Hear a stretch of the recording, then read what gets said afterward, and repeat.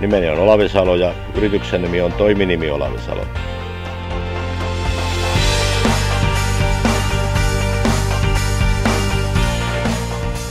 Yrityksen toimenkuvaan kuuluu turpeen nosto sekä siihen liittyen maansiirtotyöt 2 Hitachi-kaivinkoneella.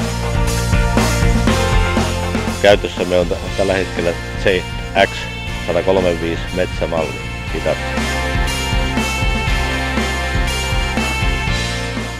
Valitsimme metsämallin suuren kantavuuden ja järeän alavaunun sekä alavaunun suojauksen vuoksi.